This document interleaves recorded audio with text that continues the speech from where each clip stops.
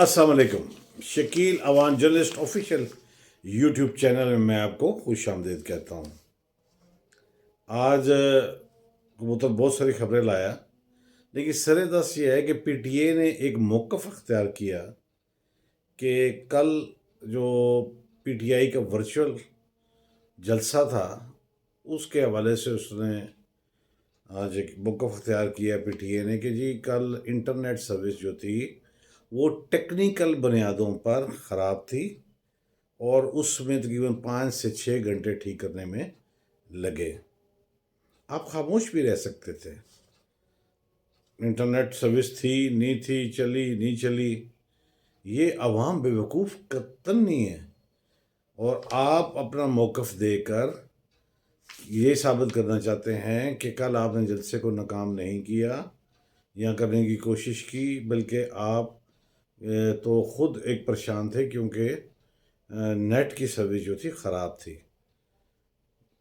बड़ी अजीब सी बातें आप लोग कर रहे हैं, ऐसे ना करें। आपको मौक़िफ़ देने की ज़रूरत नहीं। नेट ख़राब था, नहीं था, सब समझदार लोग यहाँ पर रहते हैं। साबिक मेरे कबूतर ने बताया कि साबिक वफाकी वज़ीर फ़वाद चौधरी से मुतालिक मैंने बहुत अरसा कबल एक वीलॉग किया था कि इनकी सिमत का तयन क्या होगा और ये क्या करने जा रहे हैं। तो आज उनके भाई ने फवाद के भाई ने आज एक स्टेटमेंट जारी की जब उनकी ज़मानत मंजूर हुई। उसमें उन्होंने कहा कि फवाद चौधरी लाजमन इलेक्शन लड़ेंगे, लेकिन वो किस निशान से लड़ेंगे ये सब के लिए सरप्राइज़ होगा। यही बात तो मैं कह रहा हूँ कि ना वो पीटीआई से इलेक्शन लड़ेंगे और ना ही वो इस्तेकाम पार्टी से इलेक्शन लड़ेंगे। ये भी मैं आपको खबर दे रहा हूँ। बाकी रह जाती हैं नून लीग और बाकी रह जाता है पीपल्स पार्टी। मेरे कबूतर का ये दावा है कि फवाद चौधरी पीपल्स पार्टी के टिकट पर इलेक्शन लड़ेंगे। मेरे कबूतर का दावा, देखते हैं अब आगे क्या हो।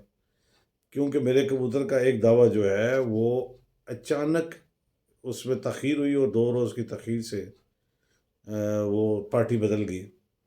वो ये थी कि साबिक निगरान वज़ीर दाखिला सरफराज बुगटी, जिनके बारे में मेरे कबूतर का दावा था कि वो नून लीग में शामिल होंगे। हालांकि मेरी उनके साथ बहस हुई, क्योंकि जब वो निगरान वज़ीर दाखिला थे तो उन्होंने एक जज्बाती सा बयान दे दिया था कि नवाज शरीफ कौमी मुजरिम है और उन्हें अदालतों का सामना करना पड़ेगा, जिस पर राना सनाउल्लाह, जावेद लतीफ़, तलाल चौधरी और मुस्लिम लीग की मतलब मरियम मुरगज़े बड़ी क़यादत ने, इवन के शहबाज शरीफ तक का बयान सामने आया और उन्होंने सरफराज बुगटी को आड़े हाथों लिया। इसके बाद जब उन्होंने वज़ारत से इस्तीफ़ा दिया तो उन्होंने नून लीग से रब्ता किया, लेकिन वो बयान उनका सामने आ गया और मुस्लिम लीग की क़यादत ने उनकी बहुत ज़्यादा मुखालफत की, तो उनके कायद ने फिर उनको लेने से इनकार कर दिया। जिसके बाद मेरे कबूतर का दावा है उन्होंने पीपल्स पार्टी से रब्ता किया और फिर मैंने एक वीलॉग किया था जिसमें मैंने बताया था कि एक फंक्शन के दौरान जहाँ पे शोहदा की तस्वीर लगाने वाला जिस फंक्शन हुआ था, आपको याद होगा, उस हवाले से मैंने वीलॉग किया था कि उस दौरान जनाब आसिफ अली जरदारी और बिलावल भुट्टो से जिस अंदाज में सरफराज बुगटी मिले, उनकी बॉडी लैंग्वेज ये बता रही थी कि उनके मामलात पीपल्स पार्टी की तरफ के झुकाव हैं और मामलात पीपल्स पार्टी के साथ तय हो रहे हैं।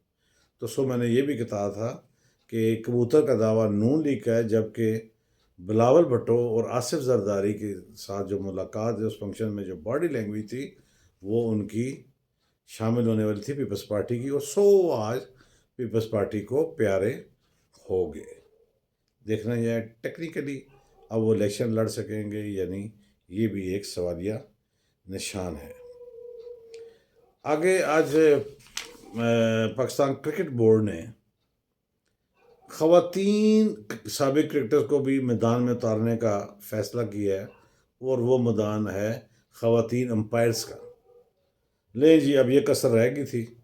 خواتین امپائرز جو ہیں وہ ڈومیسٹک، ضلع اور کلب اور اس سے مطلب پاکستان کرکٹ بورڈ کے انڈر جتنے بھی بڑے ٹورنامنٹس آتے ہیں اس میں اب وہ امپائرنگ کریں گی، لیکن اب اس کے لیے 31 دسمبر میں آخری ڈیٹ رکھی ہے انہوں نے رجسٹریشن کی، اور اس میں وہ خواتین امپائرس کو متعارف کروائیں گے، اور یہ پہلی بار ہوگا کرکٹ کی دنیا میں کہ وہ متعارف کروا رہے ہیں۔